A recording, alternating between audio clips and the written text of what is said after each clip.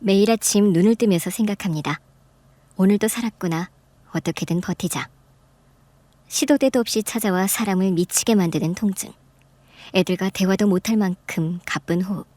먹는 족족 토하고 기진맥진 쓰러지는 일들의 반복이라 병원을 가는 것조차 두려웠습니다. 요즘 들어 더 힘들어해요. 우리 아이 낳을 수 있는 거죠? 언제쯤 항암을 다시 할 수 있을까요?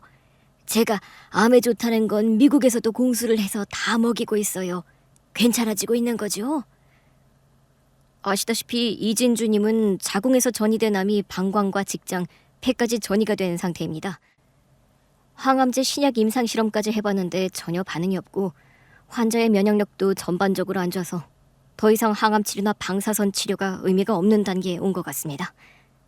네? 그럼 이제 어떻게 해야 하나요? 면역력이 떨어지다니요.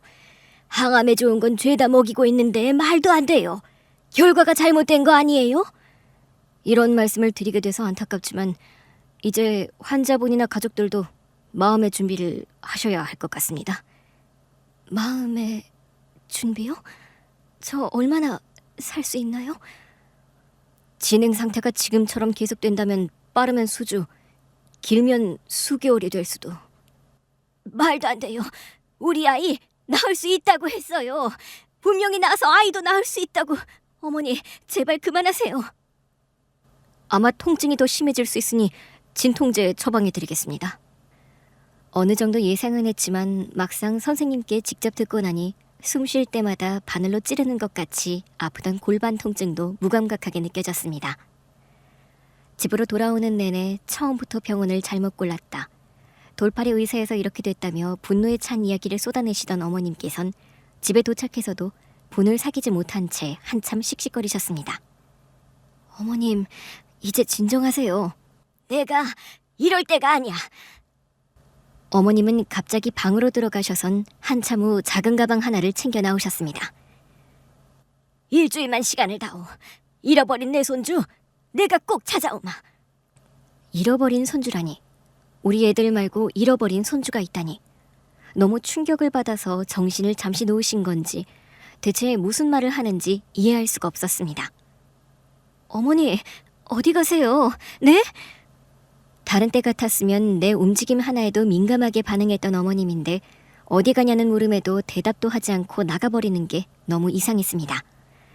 병원에서 타온 진통제 하나를 털어놓고 어머님을 몰래 쫓아갔습니다.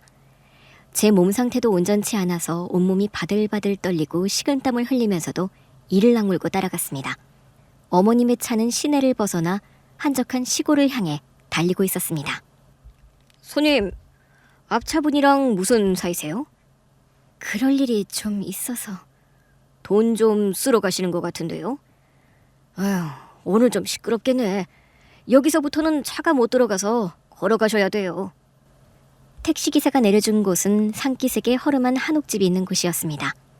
커다란 나무 밑에 깨끗한 돗자리가 깔려져 있었고 커다란 상엔 음식들이 빼곡하게 놓여 있었습니다. 다 뭐야? 어머님, 여기서 뭘 하시는 거야? 어머님께선 도착하자마자 흰옷으로 갈아입고는 돗자리에 절을 하듯 엎드려 무언가를 빌고 있었습니다. 그 순간 시끄러운 소리가 들려왔습니다. 북, 징, 꽹과리, 피리 소리가 들려왔습니다. 그리고 머리에 흰 수건을 두른 한 사람이 한 손엔 방울을 흔들고 한 손엔 칼을 들며 춤을 추기 시작했습니다. 말도 안 돼. 어머님이 왜? 살아있습니까? 세상 햇빛을 보고 있다. 무사히 집으로 돌아올 수 있을까요? 네? 잡귀들이 아이 발길을 막고 있으니 내가 길을 열어주리라. 이제 조상신이 아이를 인도해 줄 것이야. 돌아오너라, 돌아오너라. 천지신명님 들으소서. 동서남북 사방신이어서 오시옵소서. 산신이시여, 용신이시여, 조상신이시여, 이 자리에 내려앉아 아이의 길을 밝혀주소서. 태어나 처음 보는 모습이었습니다. 무당은 허공에 칼을 휘두르기도 했고 날카로운 칼날 위에 올라서 방방 뛰기도 했습니다. 어머님은 연신 고개를 조아리며 오열을 하고 계셨습니다. 아이는 집으로 돌아오리라. 천지신령님, 길을 열어주소서. 무당의 외침 속에 시끄러운 소리가 멈췄고 어두움이 자욱한 곳을 촛불 3개가 밝히고 있던 그 순간 핸드폰이 울렸습니다. 신성한 굿을 망친 듯 무당은 매섭게 어머님을 향해 노려봤는데 벨소리는 제 가방 속에서 울리고 있었습니다. 저 역시 깜짝 놀랐고 따가운 시선이 느껴졌습니다. 너 여기가 어디라고 따라왔어? 당장 가! 어머니, 지금 뭐 하시는 거예요? 누구를 찾고 계신 거예요? 너는 알 거 없다. 너 때문에 3천만 원 날아가게 생겼어. 아니, 돈이 대수야? 찾을 수만 있다면 뭘 못해. 너 때문에 부정 타면 안 되니까 어서 가. 여기 아픈 사람 오면 부정 타. 어머님, 그동안 절에 가신 게 아니라 여기 오신 거예요? 다시 시끄러운 소리가 들리기 시작했습니다. 나는 알아서 갈 테니 어서 가. 빨리! 어머님의 눈빛은 평소와 완전 다른 사람이었습니다. 저를 떠밀어 택시에 태워보냈고 제가 돌아온 후에도 어머님은 연락이 없으셨습니다. 엄마 이렇게 아픈데 할머니 어디 갔어? 왜 안 오는 거야? 전화기도 계속 꺼져 있어. 할머니 곧 오실 거야. 엄마 괜찮아? 많이 아파? 아니야. 약 먹으면 괜찮아질 거야. 엄마 약 좀 가져다 줄래? 제가 진통제를 먹는 간격이 더 짧아지면서 아이들은 엄마가 걱정됐는지 할머니를 찾기 시작했고 일주일이 지났을까요? 어머님은 초췌해진 얼굴로 집에 돌아오셨습니다. 할머니, 왜 이제 왔어요? 엄마 많이 아프단 말이에요. 저리 가! 지금 할머니 몸에 손대면 안 돼. 엄마, 할머니 무서워. 갑자기 왜 그래?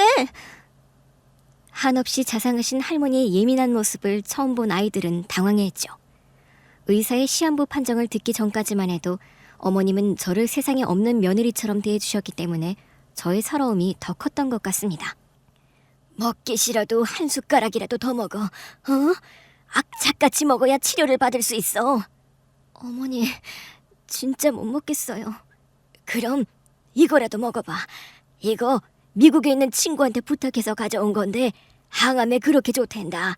물 마신다 생각하고 먹어. 이런다고 나아지겠어요? 부정 타는 소리 하지 마라. 너 다 낫는다고 했어. 셋째도 낳아야지. 어머니, 셋째라니요. 제가 어떻게 애를 낳아요? 기적처럼 암이 낫는다고 해도 애를 혼자서 어떻게 낳아요? 어머님 때문에 제가 웃어요, 진짜. 너희 부부 시험 관하려고 다 준비해둔 거 있잖아. 할 수 있어. 포기할 생각은 아예 하지도 마라. 그때까지만 해도 전 어머님께서 절 살리려고 어떤 말이든 하시는 줄 알았어요. 그런데 그게 다 어머님의 철저한 계획이라는 걸 뒤늦게 알게 됐습니다. 네, 선생님. 확실한 거 맞죠? 동쪽이요. 그쪽 위주로 찾아보면 되는 거죠? 알겠습니다. 다시 전화 드릴게요. 어머니, 왜 그렇게 몰래 통화를 하세요? 너는 아프다 내가 누워있지 왜 자꾸 돌아다녀? 알 거 없어. 저 약 먹으려면 밥을 먹어야 해서. 언제는 속이 안 좋아서 밥 안 먹겠다더니. 애들도 먹어야 하고요. 내가 뭐 이 집 가정부인 줄 아냐? 아주 당연한 줄 알지? 일주일에 며칠이라도 가사 도우미를 쓰자는 저의 제안을 한사코 거절하던 어머님이 이젠 오히려 화를 내셨습니다. 그리고 며칠 후였습니다. 확실해요? 확인했어요? 아들? 정말 아들이었어요? 몇 살쯤으로 보였어요? 일단 내가 그쪽으로 갈 테니까 만나서 얘기해요. 어머니, 어디 가세요? 나 좀 나갔다 오마. 저녁은 알아서 먹을 수 있지? 애들은 그냥 시켜줘. 어머니, 설마 오늘이 무슨 날인지 잊으셨어요? 왜? 오늘이 무슨 날인데? 그이 떠나고 첫 번째 기일이잖아요. 어떻게 그걸 잊으실 수가 있어요? 하나밖에 없는 아들 기일을. 어머님의 아들 사랑은 주변 사람들이 모르는 사람이 없을 만큼 대단하셨습니다. 7대 독자인 아들을 대를 이어 의사가 된 건 어머님 인생에서 가장 큰 기쁨이기도 했습니다. 그런데 아들의 첫 번째 기일을 잊고 어디론가 간다는 것 자체를 전 이해하기 힘들었습니다. 더구나 제가 기일을 챙기기 힘든 몸인 것도 아시면서 말이죠. 어머님, 오늘은 저도 최대한 도울게요. 제사 준비를 같이 해요. 네? 잠깐 있어봐라. 어머님은 또 누군가에게 전화를 하셨습니다. 선생님, 안녕하세요. 오늘이 우리 아들 첫 번째 기일인데 제사를 지내도 될까요? 네? 아, 그래요? 안 좋아요? 생닭을? 부적을요? 어디다 붙이면 돼요? 예, 받으러 가야죠, 제가. 아, 그리고 선생님, 정말 아들이 있대요. 너무너무 떨려서 너무 감사해요, 선생님. 제가 그럼 이따 늦게라도 들리겠습니다. 감사합니다. 열린 문틈 사이로 어머님의 뒷모습이 보였는데 전화기를 들고 연신 인사를 하고 계시더군요. 아픈 사람 있을 땐 제사 지내는 거 아니란다. 내가 섭섭지 않게 할 거니까 넌 걱정하지 말고 약이나 챙겨 먹고 있어. 애들이 며칠 전부터 아빠 보고 싶다고 했어요. 제사를 안 지낼 거면 애들이랑 같이 그이한테 다녀와요. 네? 내일 가면 되잖니. 숨차서 말도 못하는 애가 왜 그러는 거야? 도대체 아들 기일보다 중요한 게 뭐예요? 너무하신 거 아니에요? 제가 멀쩡하면 어머님한테 이런 부탁도 안 드려요. 애들이 아빠 기일 달력에 체크해놓고 기다린 건 아세요? 중요한 약속 아니면 좀 밀어주세요. 네? 옛날 같으면 여자들은 제사 때 절도 못하는데 무슨. 아들만 낳았어 봐. 내가 이러지도 않지. 어머님, 기일만큼 중요한 일이다. 애들은 주말에 데리고 갈 테니 그런 줄 알아. 어머님은 저의 만류에도 결국 나가버리셨습니다. 어머님의 이상한 모습을 가만히 지켜만 볼 수 없었습니다. 여보세요? 지금 나가셨어요. 네, 잘 부탁드려요. 아무리 몸이 안 좋아도 다른 날도 아니고 남편의 첫 번째 기일인데 그냥 넘어갈 수가 없었어요. 뜨겁게 연애를 해서 결혼한 것도 아니었고 로맨틱한 남자도 아니었고 10년 넘는 결혼 생활 동안 하루에 같이 밥 한 끼 먹는 날에 손꼽을 수 있을 만큼 병원 일로 바빴던 사람이라 떠난 후에도 한동안은 병원에 있겠거니 그런 생각이 들었습니다. 그리고 처음엔 원망의 마음이 더 컸던 것 같아요. 이렇게 하루아침에 말도 없이 떠나버리면 어떡해. 혼자 가면 다 끝이야. 우리 애들 불쌍해서 어떡하냐고. 나도 아픈데. 그럴 때마다 절 붙잡아준 건 어머니였습니다. 너라도 정신 차려야 돼. 무조건 나을 수 있어. 요즘 얼마나 의학이 좋아졌는데.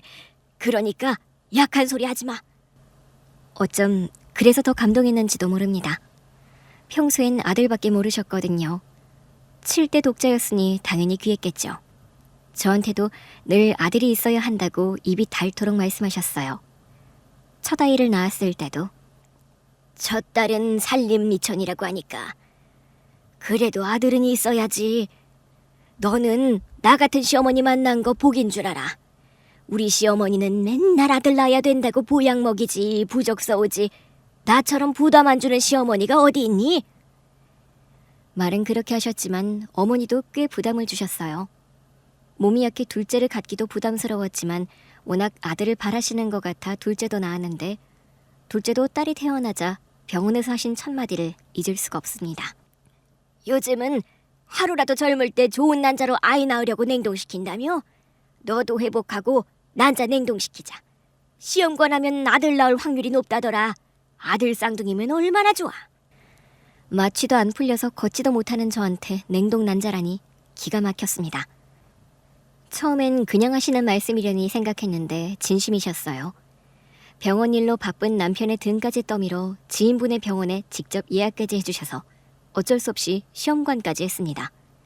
첫 번째 실패 후 제가 미뤄서 더 진행이 안 됐을 뿐이죠. 틈만 나면 이야기를 꺼내셨습니다. 한 살이라도 늦기 전에 해봐야 되지 않겠어? 애들 아빠도 별로 원하지 않고 저도 힘들어요. 걔는 바빠서 그렇게 말하는 거지. 아들 싫어하는 남자 없어. 제가 암 진단을 받았을 때에도 가장 슬퍼하고 괴로워하셨던 분도 어머님이셨어요.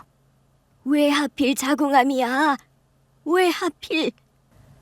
어머니는 모든 지인에게 연락을 해 우리나라에서 자궁암으로 제일 유명한 의사에게 치료를 받게 해주셨고 혼자 사시던 집까지 처분을 하고 저희 집으로 들어오셔서 병간호를 해주셨습니다. 친정어머니보다 더 애써주시는 모습에 솔직히 감동 많이 받았습니다. 그래서 지금 어머님이 더 낯설고 상처가 됐던 것 같아요. 아빠, 나 이번 시험에서 1등 했다? 아빠 보여주려고 가져왔어. 이거 두고 갈게. 아빠, 진짜 우리 보고 있어? 안 보인다니까. 넌 몇 번을 말해도 왜 몰라? 당분간은 오기 힘드니까 아빠한테 하고 싶은 말 있으면 오늘 해. 아빠, 엄마는 데려가지 마. 알겠지? 나 그럼 진짜 아빠 미워할 거야? 언니 그렇게 얘기하면 아빠가 싫어해.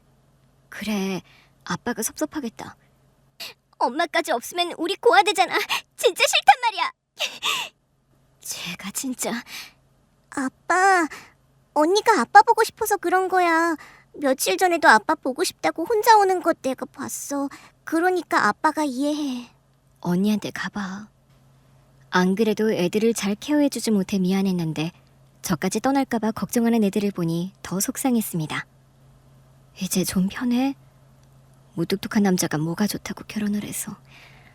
신혼 땐 전공이 하느라 바쁘고 애들 낳고는 개원해서 이제 좀 괜찮아지나 싶었는데 난 나대로 아프고 당신은 재판받느라 힘들고 겉만 멀쩡했지 속은 썩고 있는 것도 모르고 우리도 참 안 됐다. 그래도 나 좀 더 있다 갈게. 어차피 우리 같이 있으면 어색하잖아. 조금만 더 버텨볼 테니까 당신이 우리 좀 지켜줘. 오랜만에 외출을 하고 돌아오니 몸 상태가 더 안 좋아졌습니다. 물을 넘기는 것도 힘들었고 앉아있기도 힘들 정도였습니다. 그런데 밤 10시가 다 되어서도 어머니는 돌아오지 않으셨습니다. 그때 전화가 왔습니다. 제가 지금 통화하기가 힘들어요. 문자로 주세요. 전화를 준 사람은 잠시 후 문자와 함께 사진 몇 장을 보내줬습니다. 여사님께서 어떤 남자분과 같이 지방 내과병원이랑 근처 대학교에 가셨어요. 직접 만나진 않으셨고 지켜만 보셨어요. 그리고 2시간 전쯤 올라오셔서 법당에 들어가시는 것까지 확인했습니다. 감사합니다. 계속 좀 부탁드릴게요. 허름한 시장에서 한 남자를 만난 사진, 지방 내과병원에서 진료를 받으시는지 간호사를 쳐다보고 있는 사진, 대학교 여기저기를 둘러보는 사진이었습니다. 그런데 눈에 띄는 사진이 한 장이 있었습니다. 허름한 시장에서 남자에게 어디서 많이 본 듯한 아기 팔찌를 건네받고 있는 사진이었습니다. 저 은팔찌는 우리 애들 태어났을 때 했던 팔찌인데? 아이들이 태어났을 때 어머님이 해주셨던 호랑이 무늬가 새겨진 은팔찌가 분명했습니다. 팔찌를 건네받는 것도 이상했고 누구를 만나러 병원이며 대학을 간 건지도 이상했습니다. 구슬하던 그분도 여전히 만나고 다니시는 것 같아서 마음이 불편했죠.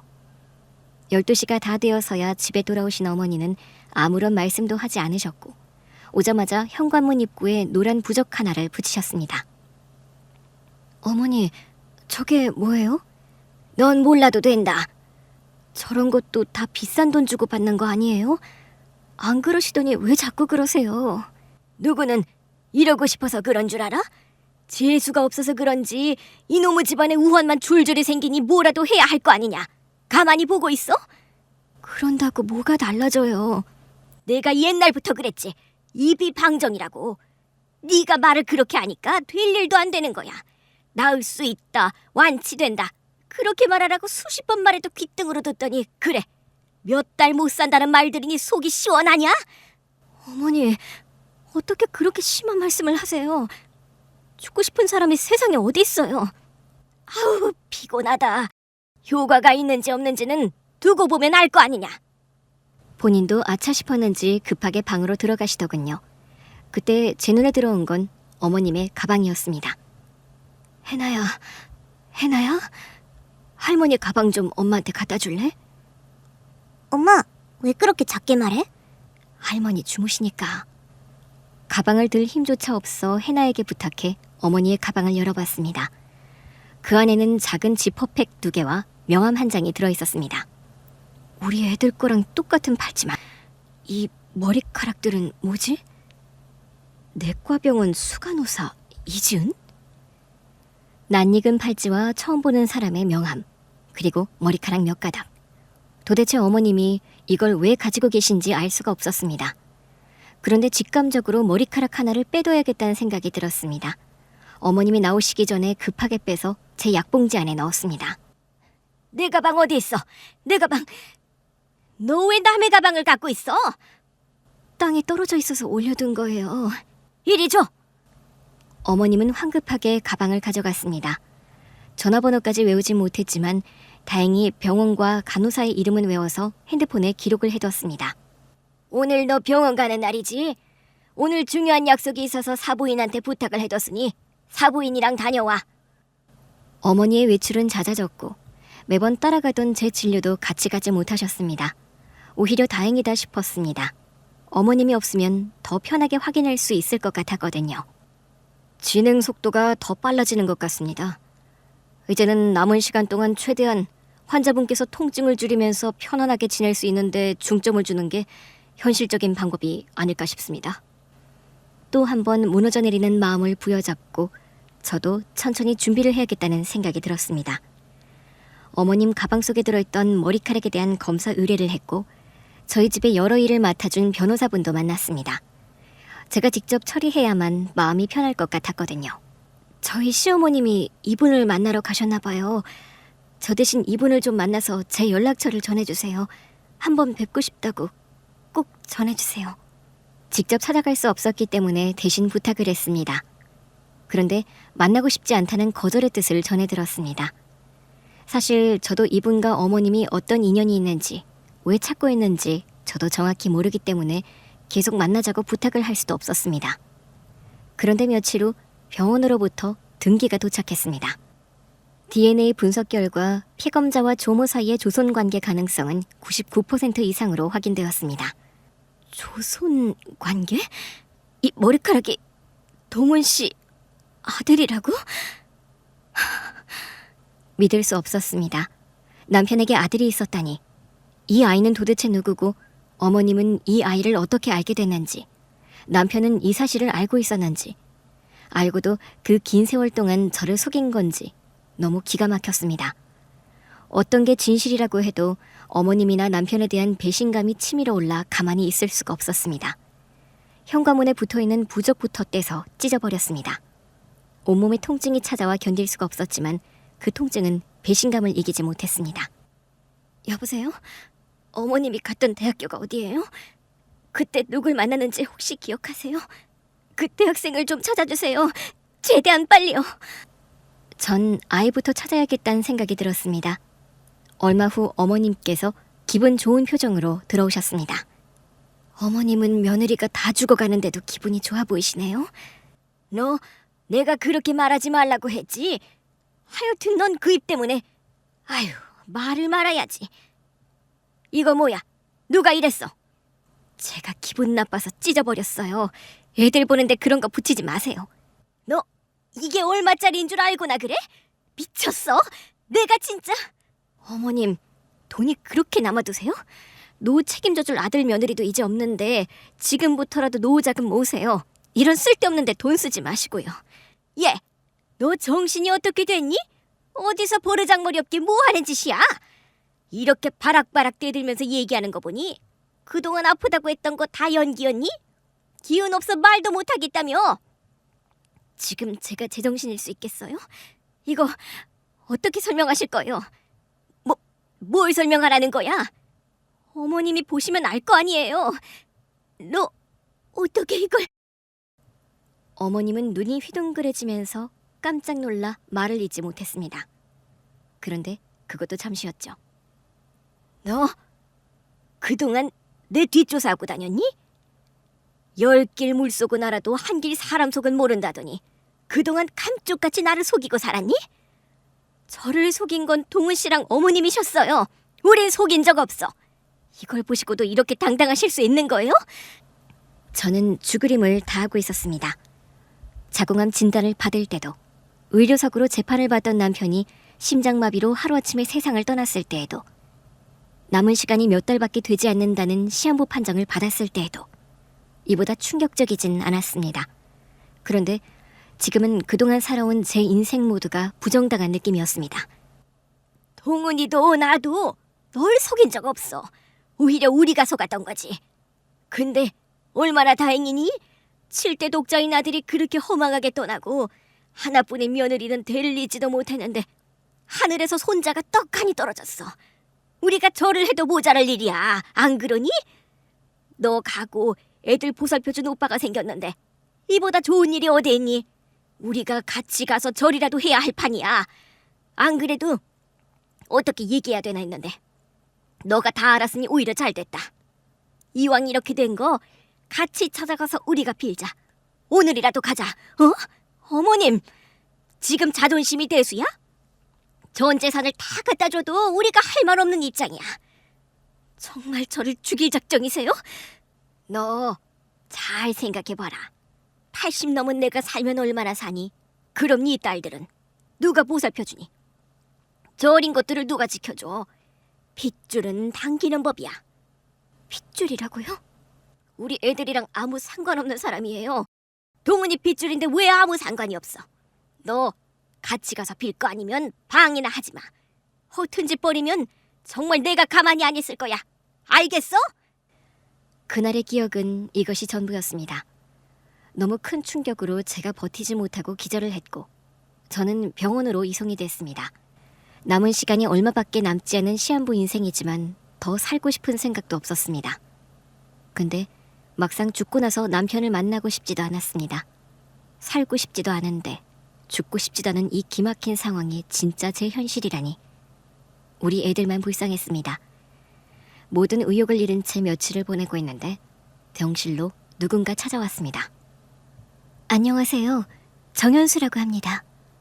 누구세요? 얼마 전에 저를 만나고 싶다고 사람을 보내셨죠?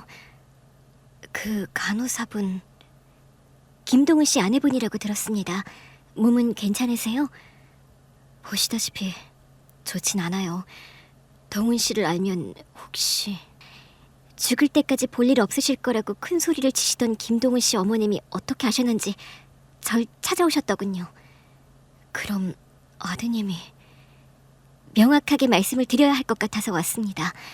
김동훈 씨 아들이 아니라 제 아들입니다.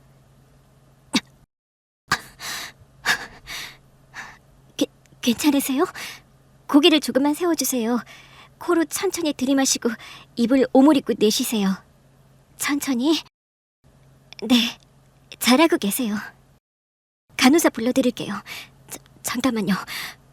아이까지 있는데 왜 남편이랑 결혼을 안 하고... 설마 남편이 책임지지 않은 건가요?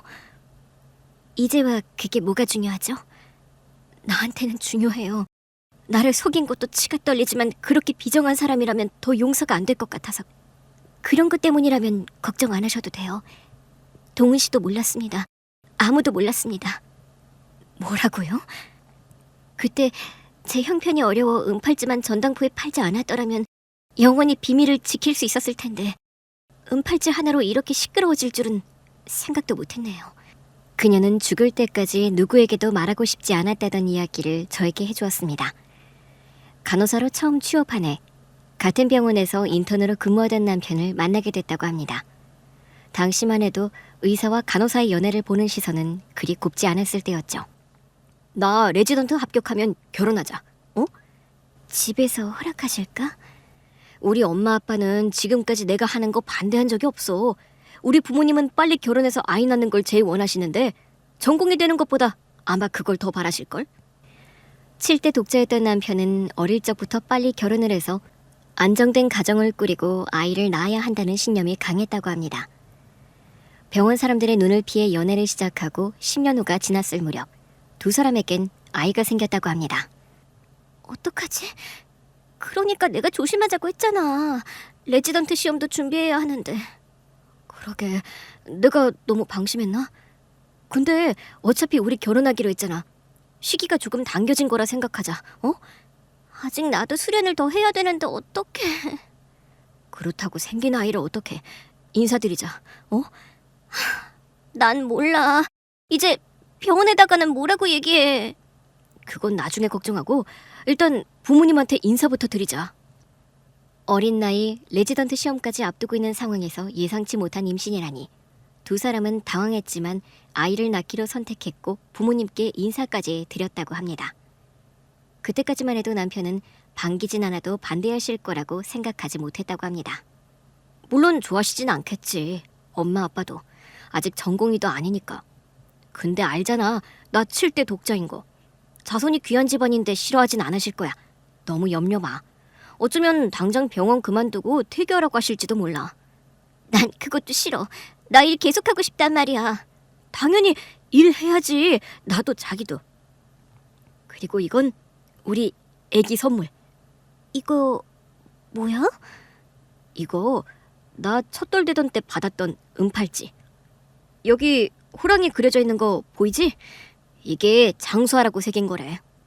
이걸 지금까지 갖고 있었던 거야? 나중에 손자 나오면 물려준다고 엄마가 갖고 있었던 건데 내가 몰래 가져왔지. 그러다 아시면 어쩌려고. 자기가 며칠째 걱정만 하니까 기운 내라고 주는 나의 뇌물. 뭐야. 근데 좀 감동적이다. 동훈 씨는 자신이 태어날 때 받았던 은팔찌를 현수 씨와 아이에게 선물했고 용기를 갖고 부모님을 만나 뵙기로 했습니다. 그런데 부모님의 반응은 두 사람의 예상과 전혀 달랐습니다. 뭐라고? 결혼? 인턴 주제에 공부는 안 하고 연애를 했단 말이야? 너 제정신이야? 그것도 간호사랑? 아버지, 진정하세요. 아버지가 화낼 만하지. 연애하는 것까진 좋은데 아휴, 조심을 했어야지. 동훈이 너도 아가씨도. 시부모님을 만났던 그 치욕스러웠던 순간을 현수 씨는 아직도 잊지 못하고 생생하게 기억하고 있었습니다. 그날 어머님께선 돌아가려던 현수 씨를 붙잡고 조용히 생년월일과 태어날 시를 종이에 적어주고 가라고 했답니다. 그마저도 너무 모욕적이었지만 결혼을 할 수도 있었기 때문에 거절할 수 없었다고 하는데요. 며칠이 지난 후 어머님께 따로 만나자는 연락이 왔대요. 지금 몇 주라고 했지? 8주 됐습니다. 내가 힘들게 부탁을 해뒀어요. 그러니까 이 병원 찾아가 봐요. 더 늦게 가면 안 돼요. 지금 가야 해요. 그게 무슨 말씀이세요? 젊은 사람이 왜 이렇게 못 알아들어요? 우리 동훈이랑 현수 씨가 악연도 아니고 천벌궁합이래요. 만나면 서로 배가 망신하는. 그러니까 이쯤에서 끝내요. 지금이야 불타올라 좋지만 평생 부딪혀서 서로한테 좋을 거 하나 없고 단명하는 사주라니까. 이 정도면 수술하고 회복하는데 문제 없을 거예요. 넉넉할 거예요. 이 돈 필요 없습니다. 자존심 세울 때 아니에요, 아가씨. 자존심이 아닙니다. 이런 돈하고 아이를 바꿀 생각이 지금 창창하게 잘 나가는 우리 동훈이 발목 잡을 생각이에요? 레지던트 전공이 할 게 얼마나 많은데 뭘 어쩌자고 이러는 거예요? 발목 잡을 생각 없습니다. 그럼 당장 시키는 대로 하고 멀리 떠나요. 알겠어요? 2번 다시 얼굴 볼 일 없었으면 좋겠어요. 돈 가져가세요. 2번 다시 얼굴 볼 일 없을 겁니다. 내가 확인할 거예요. 나중에 딴소리 하는지 안 하는지. 병원 꼭 가요. 알겠죠? 어머님께선 남의 자식에겐 서슴없이 막말을 내뱉으셨던 겁니다. 상처가 되는 짓 따위는 생각도 하지 않았던 거죠. 큰 충격을 받았던 현수 씨는 병원에 사직서를 내고 동훈 씨에게 편지 한 장을 남긴 채 떠났다고 합니다. 동훈 씨 미안해. 생각해보니까 이렇게 내 커리어를 망가뜨리기도 싫고 내조만 하면서 살 자신도 없어서 수술했어. 상의도 없이 미안해. 그냥 날 욕해. 난 모성애도 없는 사람인가 봐. 얼굴 보며 얘기할 자신이 없어서 편지를 대신해. 잘 살아. 현수 씨는 그렇게 마음에 없는 편지만 남긴 채 떠나버렸다고 합니다. 그리고 지방으로 내려가 혼자 아이를 낳았고 결혼도 하지 않은 채 지금껏 아이를 키워왔다고 합니다. 물론 그 이후 동훈 씨에게 단 한 번도 연락을 한 적도 없었고 소식을 듣지도 못했다고 하더군요. 그 사람이 먼저 떠났다는 사실도 어머님이 얘기해서 알게 됐다고 합니다. 그랬군요. 남편에게도 상처가 컸겠네요. 그랬겠죠. 근데 제가 남의 상처를 생각할 여유가 없었어요. 그런데 왜 이제 나타나서 저희 모자를 이렇게 헤집어 놓으시는지 그 이유를 모르겠어요. 저는 아이의 호적을 바꿀 생각이 없습니다. 더구나 동우 씨의 아내분이 아프신데 이런 걸로 혼란스럽게 해드릴 생각은 더더욱 없으니 걱정하지 말란 이야기를 해드리고 싶어서 찾아왔습니다. 고맙다고 해야 하는 건지 미안하다고 해야 하는 건지 저는 아무 말도 할 수가 없었습니다. 그 사람도 남편도 불쌍했습니다. 어머님이 그렇게 살갑게 아들을 챙기고 저희들을 챙겨주시는데도 남편이 무뚝뚝하게 대하는지 그제야 알 것 같았습니다. 남편은 든든한 지지자로만 느꼈던 부모님의 이중적인 모습도 충격이었고 자신과 자신의 아이마저 포기하고 떠나버린 첫사랑에 대해서도 큰 배신감을 느꼈겠죠. 맞선으로 남편을 만나고 결혼 생활을 하면서 남편은 언제나 무미건조해 보이고 워커홀릭처럼 보였습니다. 그 상처를 잊기 위해 일에만 몰두를 했나 봅니다. 며느라가, 너가 한번 부탁을 해보면 어떻겠니? 아무래도 네가 애들을 위해서라도 오빠가 있었으면 좋겠다고 얘기를 하면 들어주지 않겠어? 어머니, 꼭 그렇게 하셔야겠어요? 그럼 그때 반대하지 마셨어야죠. 네가 뭘 안다고 그래? 저 다 알아요. 어머님께서 현수 씨한테 어떻게 했는지. 뭐, 현수 씨? 너희 만났니? 어떻게? 그래서 둘이 작전이라도 세웠어? 네가 절대 호적 변경하지 말라고 했니? 너 그러는 거 아니다. 내가 얼마나 너한테 지극정성으로 했니? 항암 치료받을 때 음식 다 해다 먹였지. 애들 뒷바라지 다 했지. 너희 시아버지는 또 어떻고? 있는 재산 다 끌어모으고 대출까지 모아서 개원까지 시켜줬잖아. 그런데 그렇게 시험관에서 아들 낳으라고 해도 말도 안 듣더니 이젠 대를 이을 사람이 나타났는데도 그걸 못하게 하는 거야? 너 그렇게 욕심 많은 애 아니었잖아. 어? 우리 집안 대는 이어야 하잖니. 동훈이 그렇게 허망하게 보내고 기집애들만 있는데 쟤네는 시집 가면 그만 아니야? 또 아픈 척 연기하는 거야? 이젠 다 안다. 안 속아. 간호사. 제가 왜 저래? 선생님, 간호사 선생님, 여기 좀 와주세요. 우리 며느리가 이상해요. 그날 전 다시 눈을 뜨지 못할 줄 알았습니다. 그런데 그것도 제 마음대로 되지 않았습니다. 눈을 떠보니 두 아이들이 눈물이 그렁그렁한 채 저를 쳐다보고 있었습니다. 엄마 진짜 죽는 줄 알고 나 너무 무서웠단 말이야. 엄마, 이제 괜찮아? 엄마 괜찮지? 나 집에 안 가고 여기 있을 거야. 엄마랑 같이 있을 거야.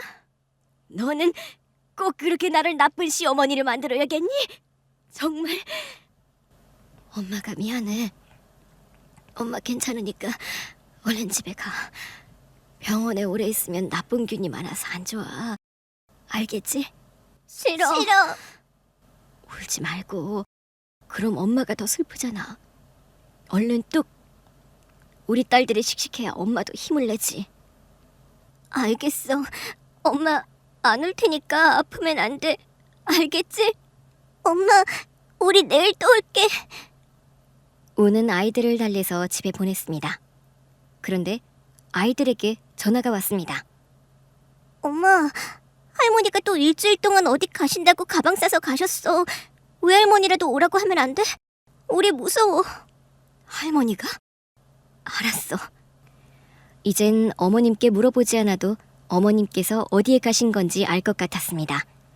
또 어딘가에서 어머님께서는 몇천만 원을 들여 상을 차리고 무당과 함께 구슬하고 계실 겁니다. 저의 회복을 위함인지 아니면 손주가 돌아오기 위해서인지는 알 수 없지만 말이죠. 핏줄 끊어지지 말고 대가 이어져라. 이른 나이에 혼이 돌아오라. 씨를 지켜라. 집안 불길을 꺼트리지 마라. 우리 집안을 지켜주소서.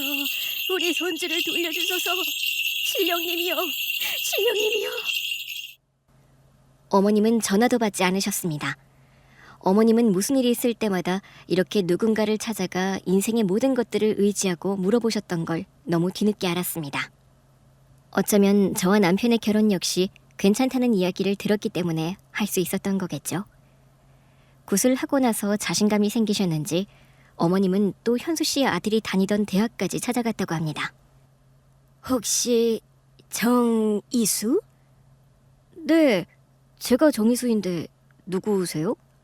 나는 엄마랑 잘 아는 사람이에요. 아, 저희 엄마요? 안녕하세요. 근데 어떻게 절... 내가 꼭 할 말이 있는데 잠깐 시간을 낼 수 있어요? 어머니가 아니라 저요? 참 많이 닮았네. 아휴. 아니 할머니 왜 갑자기 우세요? 여기 손수건. 줄책맞게 눈물이 나와서 저기 나랑 얘기 좀 해요. 어머님은 손자가 받을 엄청난 충격에 대한 걱정이나 염려 따윈 하지 않으시고 그저 김씨 집안 호적에 손자를 올리고 싶은 이기적인 마음 하나로 모든 진실을 얘기해버리고 말았습니다. 아무리 성인이라고 해도 얼마나 충격이 컸을지 결국 현수 씨와 어머니는 크게 다퉜다고 합니다. 해도 너무하신 거 아니에요? 2번 다시 만나지 말자고 하신 분이 20년이 지나서 뭐 하시는 겁니까? 저 아이는 댁의 손자도 아니고 김동훈 씨 아들도 아니라고요. 제가 낳고 키운 제 아들이에요. 아니, 유전자 검사표 보고도 그래요? 김씨 집안 핏줄이라는 게 증명이 되는데 무슨 소리야? 호적만 옮기자는 거예요. 다른 건 안 바란다고. 서로 좋은 거 아니야? 그럼 재산도 상속받고. 지금 뭘 어쩌자는 게 아니잖아. 재산이요? 그런 거 하나도 필요 없습니다. 이럴 시간 있으면 아픈 며느리나 좀 챙기세요. 제가 아프니까 그러는 거 아니야. 기집애만 둘 다 와서 오빠라도 있어야 애들이 의지가 될 거 아니야. 정말 대단하시네요. 말이 안 통하는 분이라는 건 진작에 알았지만 2번 다시 찾아오지 마세요. 한 번만 더 찾아오면 경찰에 신고할 거예요? 엄마, 엄마답지 않게 왜 그래? 진정해. 그래, 이수근이 엄마를 좀 설득해봐요. 서로 좋은 게 좋은 거야. 이수근도 가족이 생기면 좋잖아. 응? 저 할머니, 그래, 내가 이수근 할머니라니까. 아유, 내 새끼, 내가 할머니야. 할머니 죄송하지만 저는 김희수가 아니고 정희수입니다. 태어나서 지금까지 정희수였고 앞으로도 호적을 바꿀 생각이 전혀 없습니다. 저는 다른 가족 없이도 엄마랑 둘이서 잘 살아왔어요. 그러니까 더 이상 우리 엄마 괴롭히지 않으셨으면 좋겠어요. 죄송합니다. 아니, 이수근, 아니 이수야, 너 이거 너희 아빠가 너 태어나기 전에 준 은팔찌야. 너희 엄마가 전당포에 팔아먹은 거 내가 갖고 온 거야. 너희 아빠가 너를 얼마나 사랑했는지 알아? 근데 너희 엄마가 말도 없이 도망가 버린 거라고. 경찰에 신고하기 전에 가시라고요.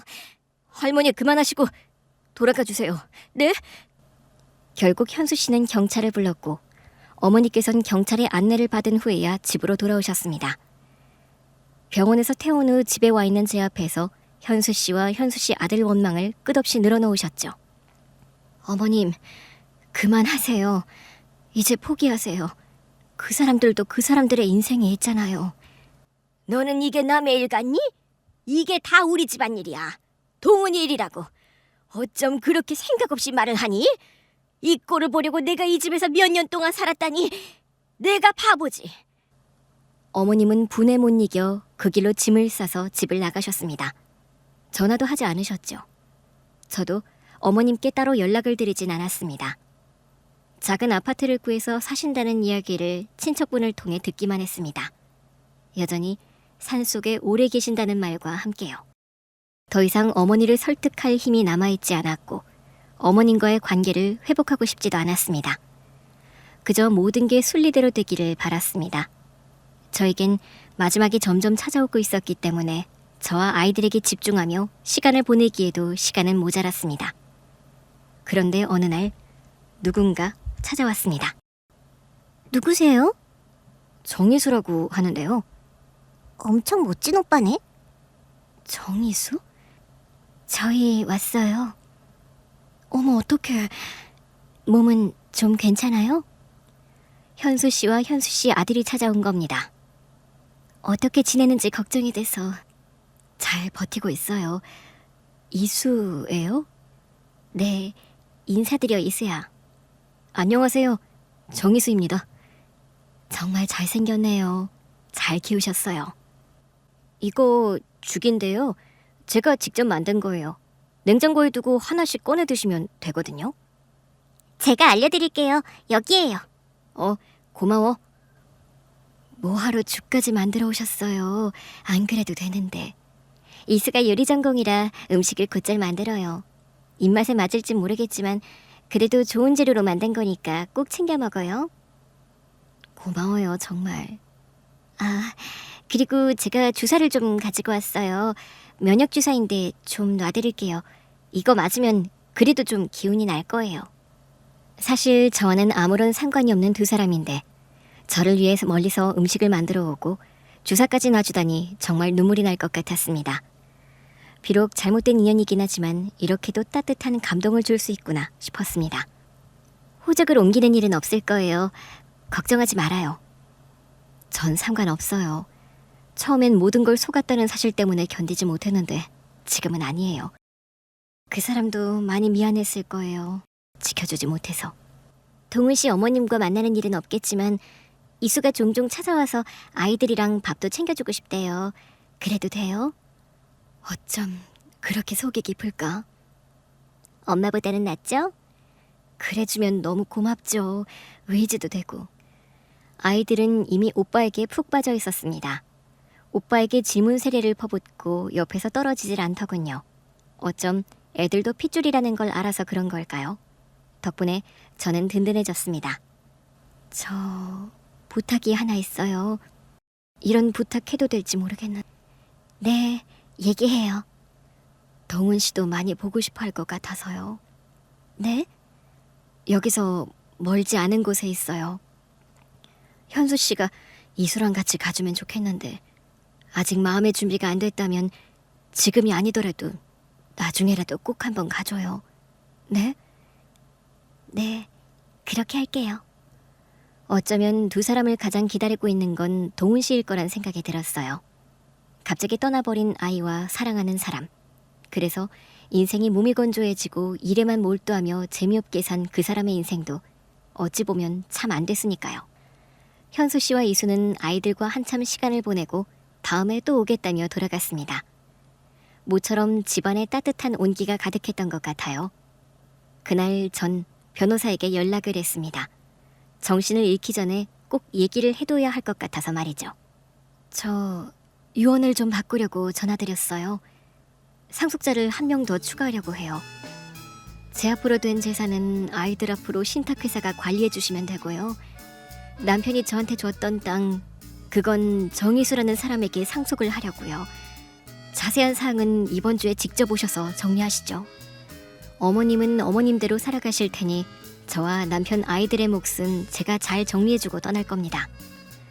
이젠 아이들을 지켜줄 가족 같은 사람들이 있으니까요. 매일매일 통증은 찾아오지만 그래도 아직도 저는 하루하루를 버텨가며 살아가고 있습니다. 매일 아침 눈을 뜨는 기적을 느끼면서 말이죠.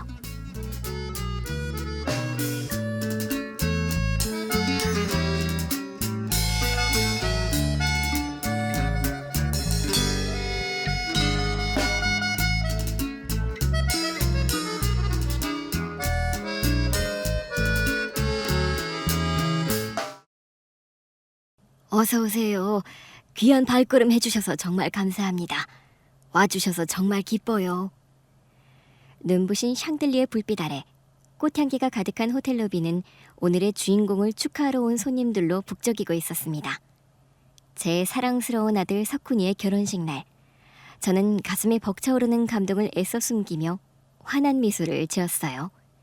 생애의 가장 찬란한 순간이라고 해도 과언이 아닐 만큼 제 아들이 한 여성의 남편으로 첫 발을 내딛는 뜻깊은 날, 저는 누구보다 행복했습니다. 그때였어요. 저 멀리서 서방님과 동서, 그리고 동서의 딸인 시조카 서은이의 모습이 눈에 들어왔습니다. 깔끔하게 차려입은 서방님 옆에서 동서는 제가 평소에도 썩 좋아하지 않는 그 특유의 눈웃음을 지으며 걸어오고 있었어요. 시조카도 제 엄마 옆에 바싹 붙어 어색한 표정을 짓고 있더라고요. 그 가족의 얼굴을 보자마자 순간적으로 불편한 미소가 스쳤지만 애써 감추고 환한 얼굴로 그 집 식구들을 맞이했습니다. 오늘은 좋은 날이니까 스스로에게 되뇌며 마음을 다져봤지요. 어서 와요, 서방님. 동서도 왔구나. 서은이도 이쁘게 하고 왔네. 먼 길 와줘서 정말 고맙다. 형수님, 진심으로 축하드립니다. 이야, 우리 석훈이 정말 멋진데요. 석훈이 결혼 진심으로 축하해. 서방님은 언제나처럼 푸근하고 다정한 모습이었습니다. 저는 그런 서방님에게 고마운 마음을 전하며 아들의 어깨를 토닥였어요. 그때 동서가 제게 인사를 하는 척을 하며 제 옆으로 바싹 다가섰습니다. 동서의 눈빛은 마치 저를 꿰뚫어 보려는 듯 날카롭게 빛났고 그 미소 속에는 알 수 없는 비아냥거림이 느껴졌습니다. 형님, 너무 멋진데요? 이렇게 좋은 날 저희 식구가 당연히 와야죠. 정말 축하드려요. 그런데 형님, 제가 우리 석훈이 청첩장 받고 결혼식장 확인했을 때부터요. 솔직히 좀 걱정이 되더라고요. 동서는 활짝 우는 얼굴로 말했지만 그 속내는 전혀 그렇지 않다는 것을 단박에 알아차렸습니다. 말은 걱정을 하는 척하지만 그 속에 비아냥거림이 은근하게 깔려 있었거든요.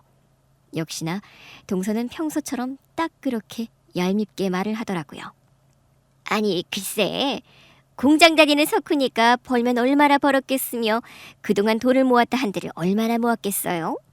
근데 이런 특급 호텔에서 결혼을 한다고 하니까 제가 깜짝 놀랐잖아요. 석훈이 돈이 아니면 다 형님, 아주버님 돈일 텐데 저는 그렇게 생각했거든요. 동서는 제 눈치를 살피며 표정을 확인하는 것 같았어요. 하지만 제가 표정 하나 변하지 않고 대꾸도 하지 않자 이때다 싶었는지 의기양양하게 이야기를 하더라고요. 형님이 그동안 식당하면서 아들 하나 키우시느라 정말 빠듯하게 사셨다는 거 제가 누구보다 잘 아는데요. 이런 호텔 결혼식은 너무 무리하시는 거 아닌가 정말 걱정 많이 했거든요. 그런데 결국 호텔 결혼식을 하시네요. 동서는 마치 제 걱정을 해주는 척하며 비꼬는 말을 이어갔어요. 원래 제가 동서의 그런 꼴을 그냥 넘기지는 않는데 그 자리에서 맞받아치면 주변의 다른 손님들한테도 들릴까봐 동서 입을 틀어막고 싶은 걸 간신히 참고 있었거든요. 하지만 동서는 제가 참고 있다는 걸 이용해서 물 만난 고기 마냥 신이 나더라고요. 형님, 이런 남한테 보여주기 같은 거 요즘 사람들은 이게 참 문제예요. 안 그래요? 괜히 허세만 잔뜩 부리고 겉만 번지르르하게 보이려고 애쓰는 거 말이에요. 근데 뭐 남들은 허영심이다, 사치다 욕할 수도 있겠지만 사실 저는 그렇게 생각 안 해요. 돈 많은 사람들이 돈 마음껏 쓰고 싶다는데 뭐가 문제예요? 문제는 형편이 안 되는 사람들이 남들 눈 의식해서 있는 사람들 따라하려는 게 문제죠. 마치 대단한 식견이라도 있는 것처럼 사회 비판을 하는 척하며 저를 비꼬고 판단하는 저런 인간이 동서라는 게 참...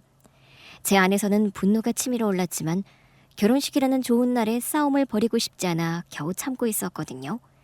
하지만 동서의 마지막 말은 제 인내심의 한계를 시험했습니다. 뱁새가 황새 쫓아가다 가랑이가 어떻게 된다 그러지 않았나요? 그런 꼴은 나지 않아야 할 텐데. 아주 저속한 말을 농담이랍시고 깔깔거리면서 내뱉는 꼴을 진짜 더는 못 보겠더라고요.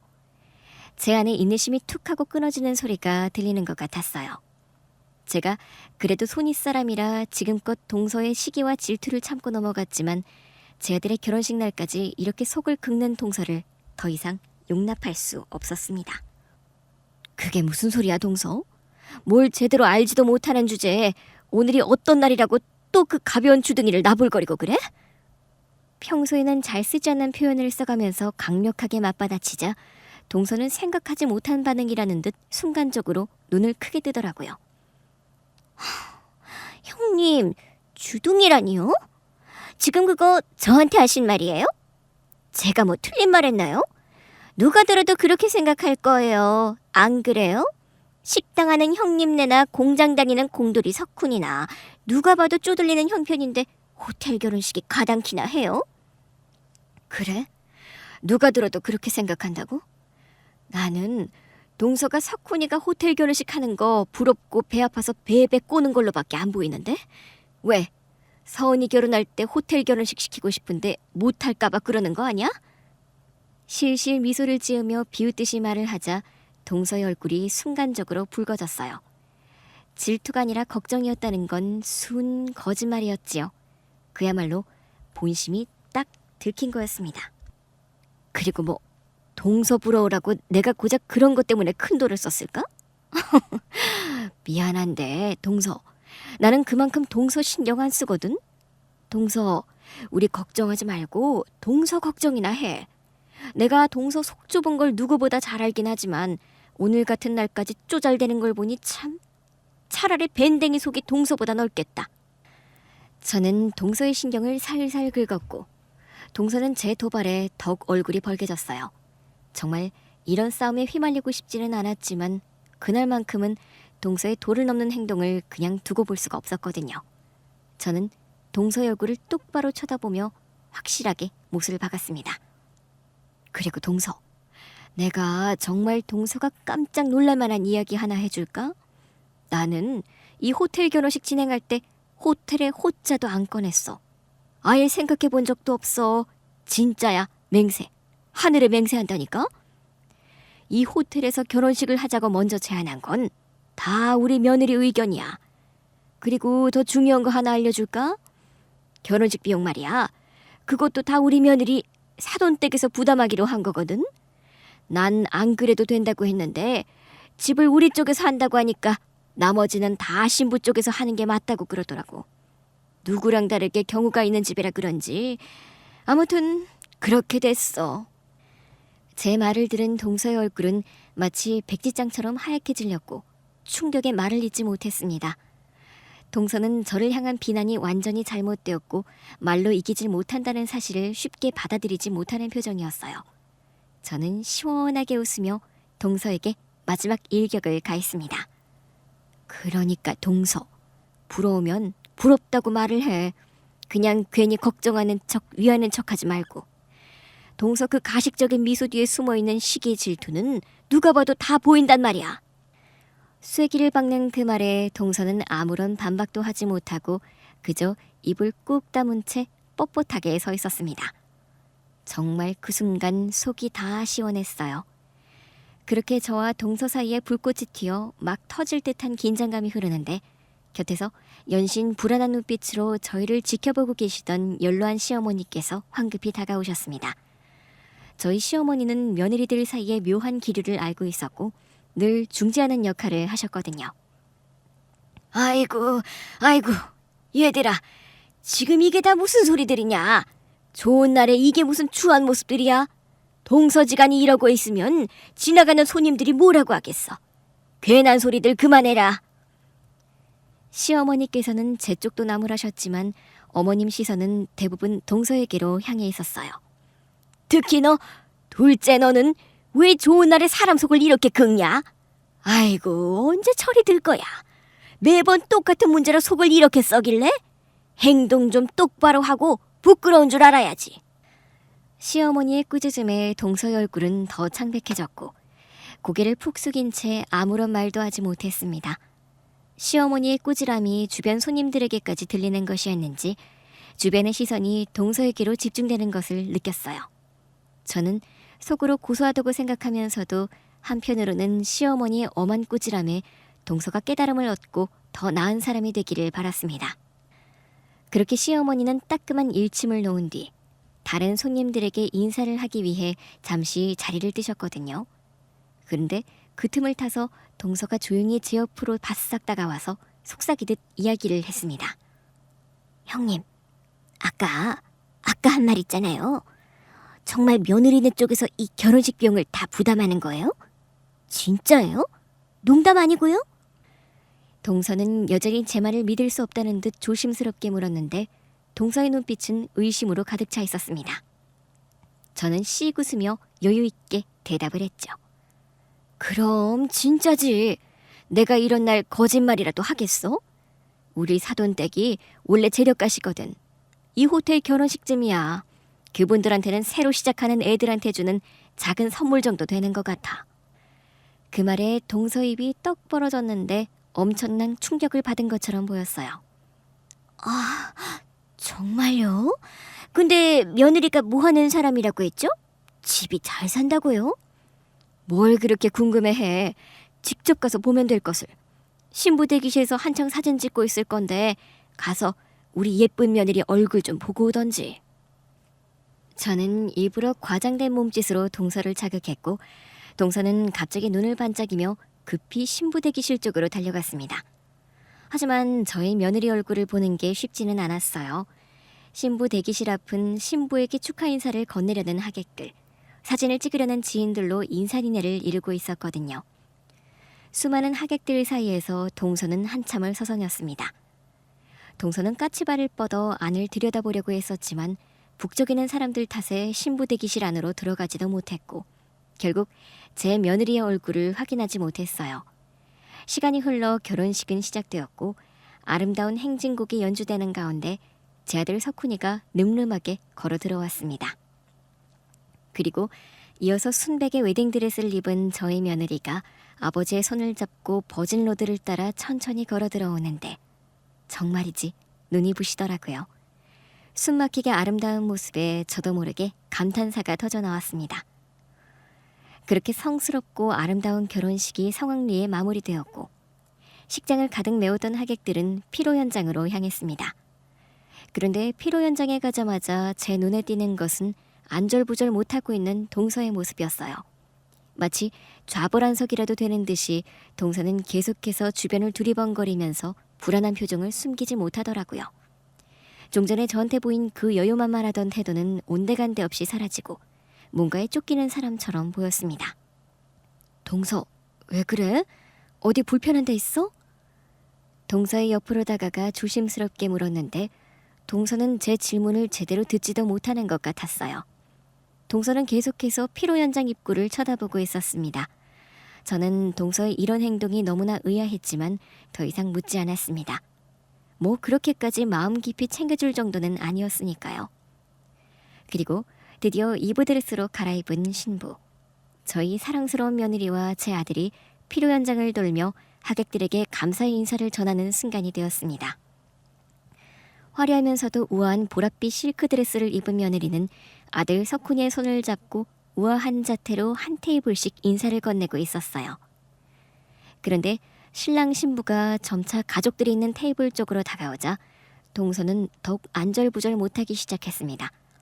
자세히 보니까 고개를 푹 숙인 채 우리 며느리랑 눈을 마주치지 않으려고 애를 쓰더라고요. 대체 왜 저렇게까지 불안해할까? 참 이상하다고 생각하던 그때 제 아들과 며느리가 동서의 테이블 앞에 멈춰 섰습니다. 작은아버지, 작은어머니, 서은아, 와주셔서 정말 감사합니다. 아들 석훈이가 먼저 동서네 가족에게 인사를 건넸고 저는 환하게 웃으며 아들 내외가 동서네 가족에게 인사하는 걸 지켜보고 있었어요. 너무 좋은 날이구나. 이제 둘이 행복하게 살기만 하면 돼. 축하한다.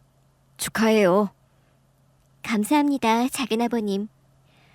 며느리는 활짝 웃으며 서방님에게 감사 인사를 전했고 그 다음 며느리의 시선은 동서에게로 향했습니다. 그렇게 우리 며느리의 얼굴을 마주한 순간 동서의 얼굴은 마치 백지장처럼 하얗게 질려버렸습니다. 그냥 질린 정도가 아니라 동서의 두 눈은 동그래졌고 온몸을 벌벌 떨더라고요. 동서가 들고 있던 포크가 소리를 내며 바닥으로 떨어졌지만 그 소리조차 듣지 못하는 듯했습니다. 동서의 얼굴에는 충격과 공포, 그리고 믿을 수 없다는 표정이 뒤섞여 있었어요. 안 돼! 그럴 리가 없어! 동서가 갑자기 비명을 지르면서 자리에서 벌떡 일어났는데 마치 귀신이라도 본 듯 그대로 도망을 가려고 몸을 돌리더라고요. 동서의 갑작스러운 행동에 옆에 앉아있던 서방님도 깜짝 놀라 동서를 붙잡으려 했습니다. 여보, 갑자기 왜 그래? 어디 안 좋아? 서방님은 당황해서 동서의 어깨를 잡았고 시조카도 그런 제 엄마의 모습에 놀랐는지 얼굴이 붉어졌고 어쩔 줄 몰라 하는 표정으로 동서를 바라보았습니다. 정말 주변의 모든 하객들의 시선이 순간적으로 저희 테이블에 집중되는 것이 느껴졌어요. 저 역시도 그 당시 영문을 몰랐습니다. 동서의 이상한 행동이 당황스러웠는데 아무래도 우리 며느리를 보고 그런 것 같았거든요. 그런데 며느리 얼굴을 보니 동서와는 정반대였어요. 전혀 당황하거나 놀란 기색 없이 우아하게 미소를 짓고 있었습니다. 며느리의 미소는 너무나 온화했지만 자세히 보니 어쩐지 서늘하고 의미심장한 것 같더라고요. 그렇게 말없이 미소를 짓던 며느리가 동서와 동서의 딸을 번갈아 보더니 마치 모든 것을 알고 있다는 듯이 차분하게 이야기를 했습니다. 이제 모두가 알게 될 수밖에 없겠네요. 세상에 이런 인연이 다 있어요. 그렇죠? 며느리의 의미심장한 말이 제 마음에 파도처럼 밀려 들어왔어요. 세상에 이런 인연이 다 있네요. 동서가 제 며느리 앞에서 벌벌 떨며 도망치려는 그 모습, 그리고 며느리가 알 수 없는 말을 건넨 그 순간 제 머릿속에서는 아득한 옛 기억들이 떠올랐습니다. 제가 살아온 세월 속의 수많은 인연들.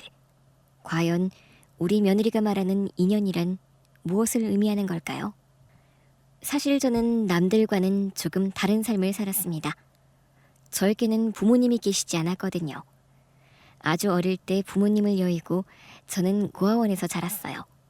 차가운 벽으로 둘러싸인 고아원에서의 생활은 녹록지 않았지만 저는 언제나 긍정적이고 밝은 아이. 이름을 부르면 가장 먼저 손을 들고 달려가는 아이였습니다. 불쌍하다는 시선을 받고 싶지 않아서 오히려 더 밝게 웃고 더 악착같이 부지런을 떨었어요. 덕분에 선생님들께서는 저를 늘 예뻐해 주셨고 친구들에게도 늘 긍정적인 아이였던 것 같아요. 선생님, 제가 여기 다 정리해 놓을게요. 기선이는 감기 심하니까 일찍 가서 쉬어야겠다. 아이고 우리 영주 덕분에 선생님은 걱정이 없네. 넌 어쩜 그렇게 마음씨가 고우니? 정말 천성이 바른 아이야. 영주야, 고마워. 내가 얼른 나와서도 도와줄게. 다음에 나랑 그림책 같이 보자. 저는 늘 주위를 살피고 남을 돕는데 망설이지 않았습니다.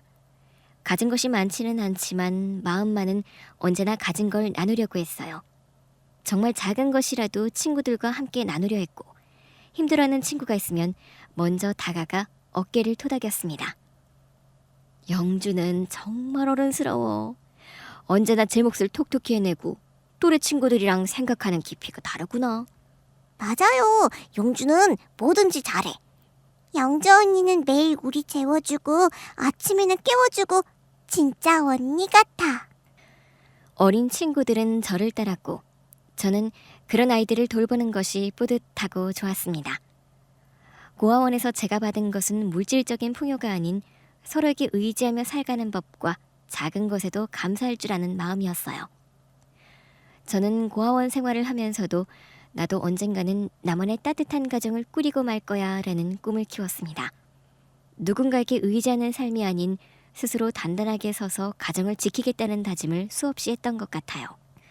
하지만 성인이 되어 고아원을 떠났을 때 세상은 제가 생각했던 것보다 훨씬 더 차갑고 힘들었습니다. 홀로 의지할 것 없이 돈을 벌어야 했기 때문에 그 당시 정말 안 해본 일이 없었어요.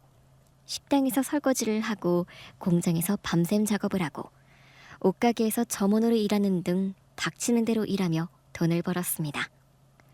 그렇게 몇 년을 악착같이 살아가던 중 저의 인생을 완전히 바꿔놓을 사람을 만나게 되었는데 바로 제 남편입니다. 저는 그 당시 어떤 출판사와 같은 건물에 있는 작은 회사의 사무직으로 있었고 남편은 출판사의 영업부 직원이었는데 그이는 꼼꼼하고 성실하기로 소문나 있었어요. 저는 남편을 처음 보았을 때부터 왠지 모를 편안함을 느꼈습니다. 그 남자는 항상 온화한 미소를 띠고 있었고 누구에게나 친절했거든요. 점심시간에도 늘 혼자 도시락을 먹던 저에게 남편은 따뜻하게 말을 건넸어요. 김영주 씨, 혹시 괜찮으시면 저희랑 같이 식사하실래요? 혼자 드시는 것보다 여럿이 먹는 게 더 맛있을 텐데요. 그이는 저를 항상 편안하게 대해주었고 제가 고아원 출신이라는 사실을 알았을 때도 한치의 망설임도 없이 저를 있는 그대로 받아주었습니다. 저는 영주 씨가 살아온 삶의 역사가 존경스럽습니다. 어떤 상황 속에서도 밝고 긍정적인 마음을 잃지 않고 이렇게 열심히 살아가는 모습 정말 아름다워요.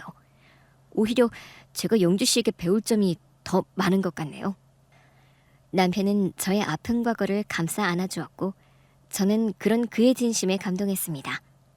교제를 하다가 몇 년 뒤 남편은 저에게 청혼을 했고 저는 남편의 손을 잡았습니다.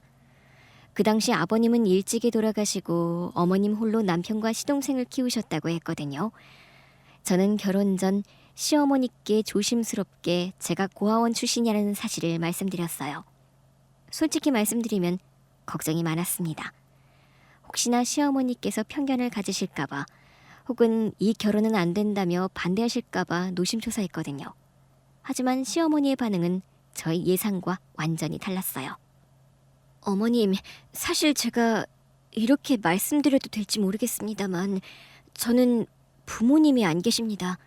저는 고아원에서 자랐어요. 혹시 이런 제가 집안에 누가 된다면... 저는 말끝을 흐리며 시어머니의 눈치를 살폈는데 시어머니께서는 제 손을 따뜻하게 잡아주셨습니다. 아이고, 그게 무슨 대수라고. 영주야, 네가 무슨 잘못이 있냐. 태어나는 걸 자기가 선택해서 태어나는 것도 아니고 그저 살아가는 마음이 중요한 법이지. 나는 우리 아들이 너처럼 착하고 속 깊은 처자를 데려와서 얼마나 고마운지 몰라. 부모님 없이 혼자 이렇게 꿋꿋이 잘 커준 것만으로도 나는 정말 네가 대단하다고 생각한다. 우리 아들도 너처럼 좋은 사람 만나서 기쁘다고 맨날 이야기하던 걸 내가 왜 너를 못 받아주겠니? 오히려 고맙지. 이제부터 내가 네 엄마고 나는 너를 내 딸처럼 아끼고 사랑할 거란다. 시어머니의 따뜻한 말은 제 가슴을 녹였습니다. 저는 그 자리에서 시어머니의 품에 안겨 한없이 울었어요. 제가 평생 갈망했던 어머니의 사랑을 뒤늦게나마 느낄 수 있다는 사실이 감사할 따름이었거든요.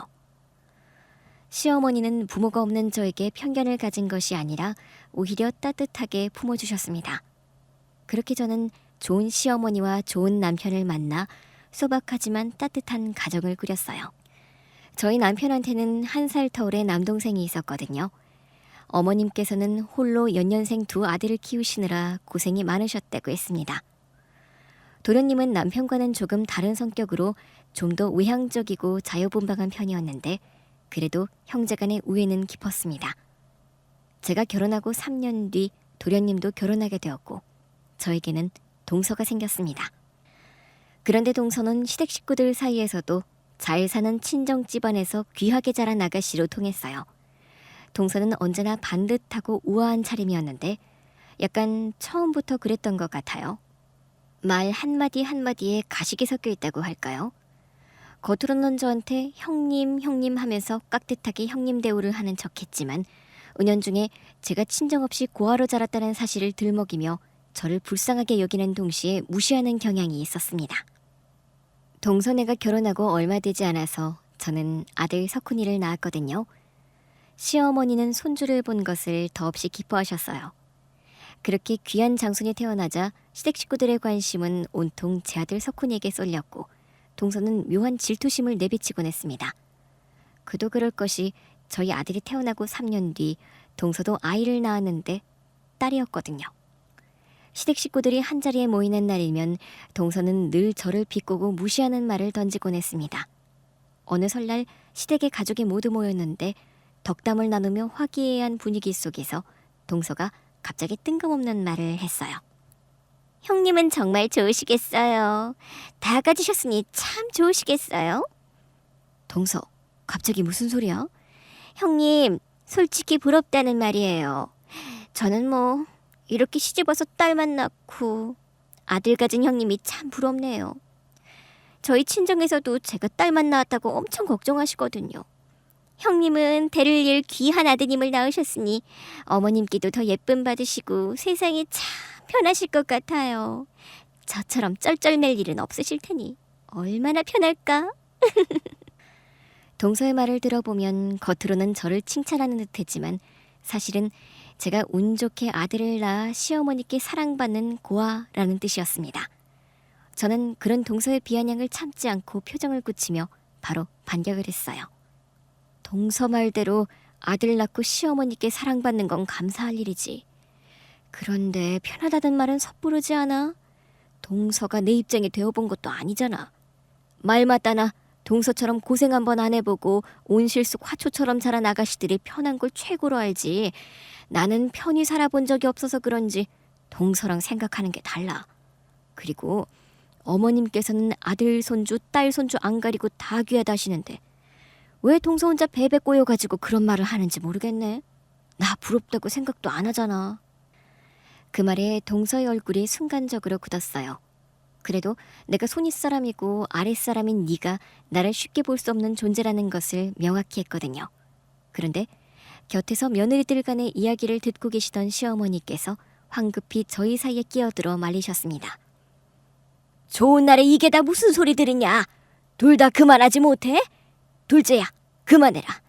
큰애는 너보다 고생도 훨씬 많이 하고 무엇보다 손윗사람이자니 괜한 소리로 속 긁지 말고 어머님, 제가 그런 게 아니라 전 부럽다고 한 건데 형님이 이상하게 들으셔가지고. 누가 들어도 꼬인 말인데 왜 항상 그렇게 말을 하니? 시어머니는 언제나 저희 사이에서 중재를 해주셨고 그 덕분에 그럭저럭 지냈습니다. 그러다 아들 석훈이가 점점 자라면서 저는 새로운 목표를 갖게 되었습니다. 비록 큰 돈은 아니었지만 모아둔 돈이 있었고 그 돈으로 제 식당을 열고 싶었거든요.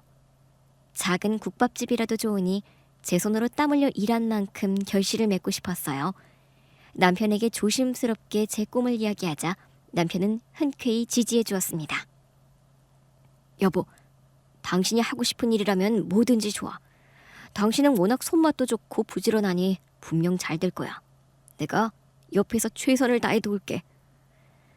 시어머니께도 제 계획을 말씀드리자 시어머니는 눈시울을 붉히시며 저를 대견하게 바라보셨습니다. 아이고, 우리 큰며느리. 네가 얼마나 고생하며 악착같이 살았는지 내가 다 안다. 내가 너를 딸처럼 아끼고 사랑할 거라 말했지. 내가 돈을 좀 보태주마.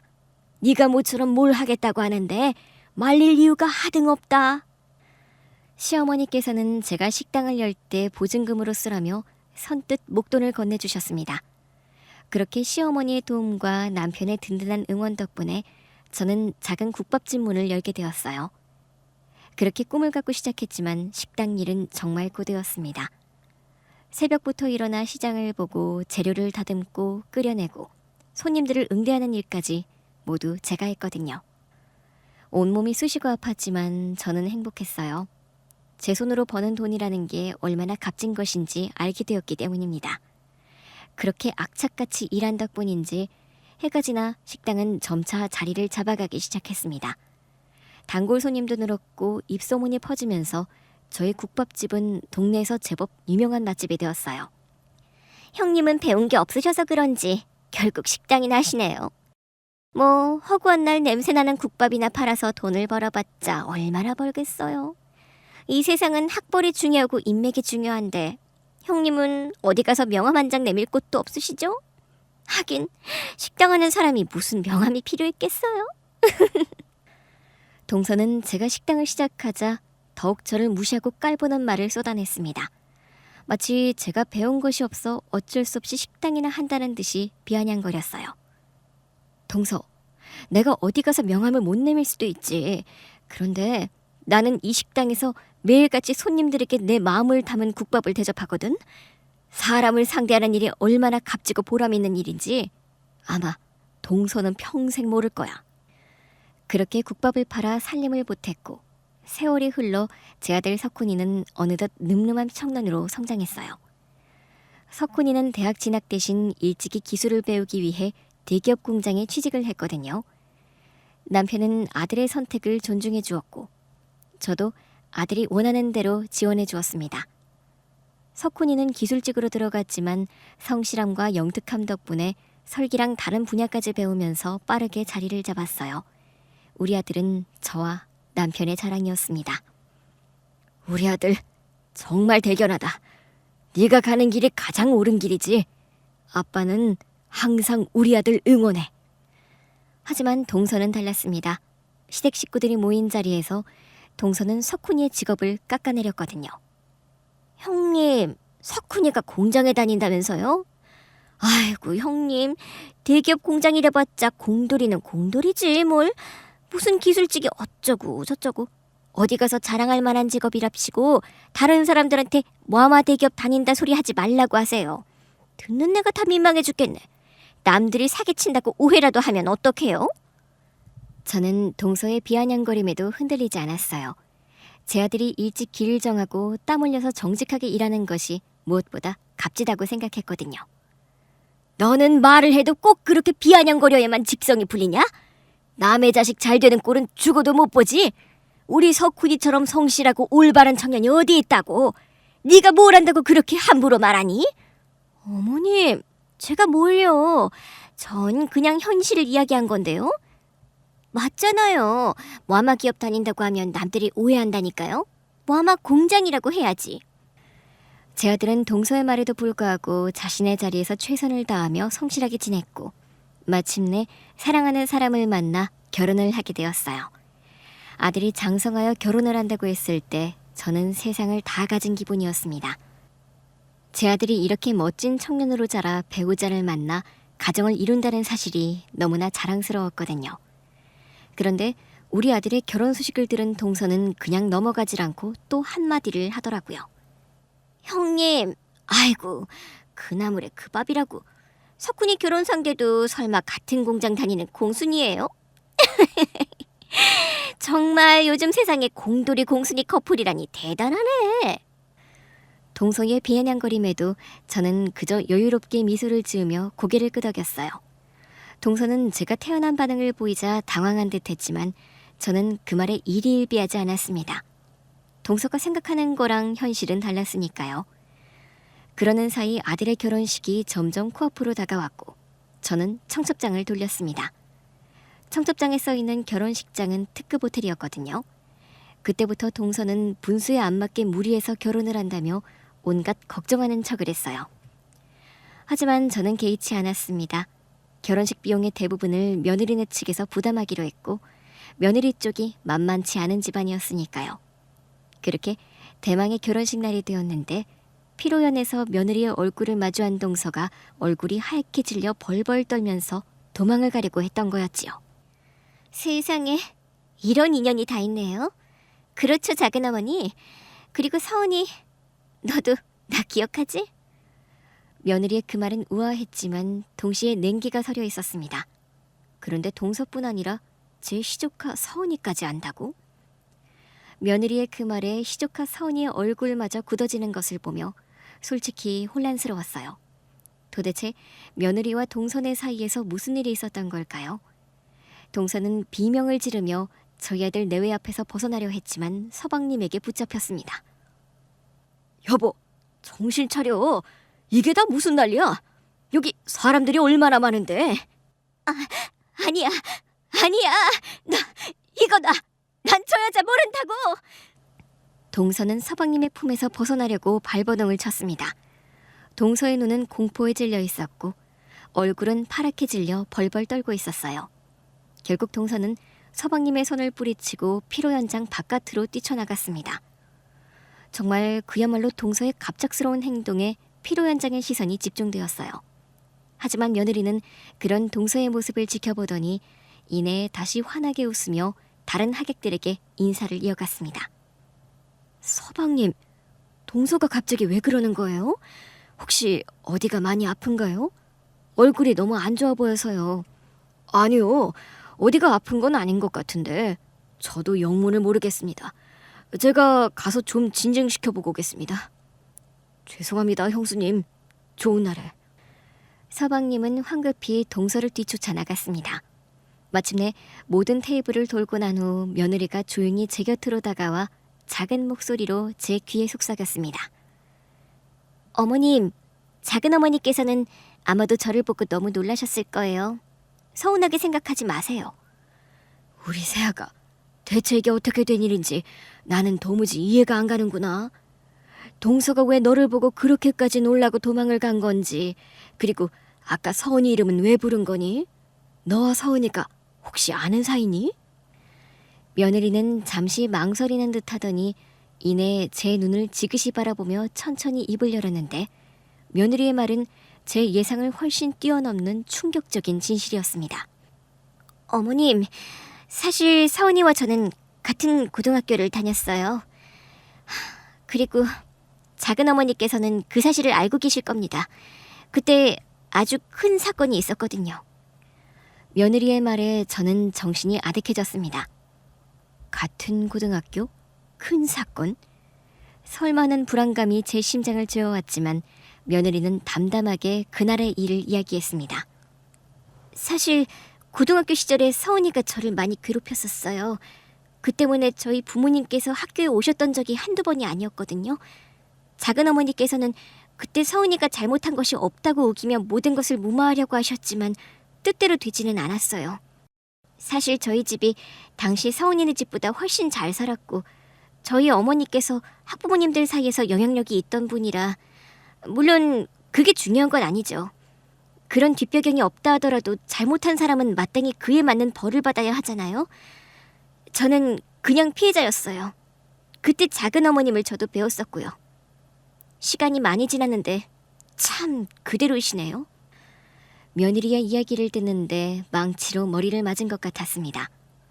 동서와 서은이가 그런 끔찍한 일을 저질렀었다니, 그리고 그 상대가 바로 제 며느리였다니, 이런 세상의 우연이, 아니 악연이 있을 수 있을까요?